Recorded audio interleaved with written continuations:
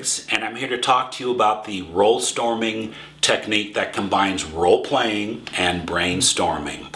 This segment is going to be on the 4 pillars of Rolestorming. Why does Rolestorming work so well? Those 4 pillars are imagination, perception, facilitation, and boldness. So with the imagination, we're keeping the good part of brainstorming that Alex Osborne said is the reason this kind of thing works. You pull people together, you let them imagine. But with the original brainstorming, we did it in a way that stopped people's imaginations, that kind of cut them short. Rolestorming is trying to fix that. We also have perception. And I want to just take you through a little one of those brain tricks. It's where, when a facilitator gives a role to a group of people, saint, sinner, or winner role, the brain really does go there.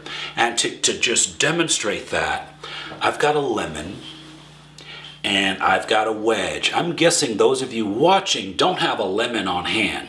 But if I take this wedge of lemon and just put it up to my mouth, and start to bite down, what just happened for most of you?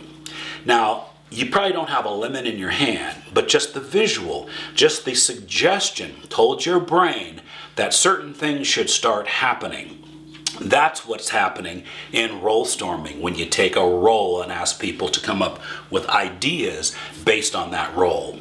The next pillar is facilitation.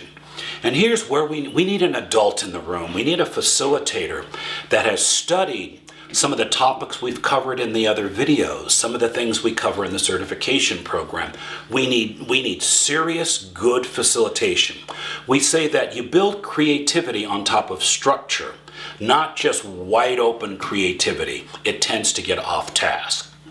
And finally, the one that I really wanted to talk about during this section is the boldness of Thrasos. Now, this is a classical mythology figure who's called the god of insolence and boldness. Now, we can take the insolence and just kind of put it aside, but the boldness part, that's where the facilitator gives people in the room, gives the attendees the kind of the leeway or the permission to be bold.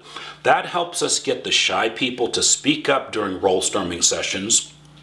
It helps people go to places in their brain because they're already thinking of another role, and we're also going to give them permission to be bold, like the boldness of Thrasos.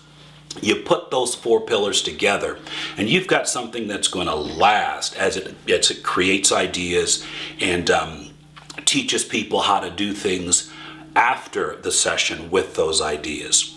So there's some reasons that Rolestorming is ascending, and those include the fear goes down, the fun goes up, and the focus expands. So we do this in demo version, in a live working session for you and your team, or as facilitator certification. I'm Rick Griggs. Thank you very much.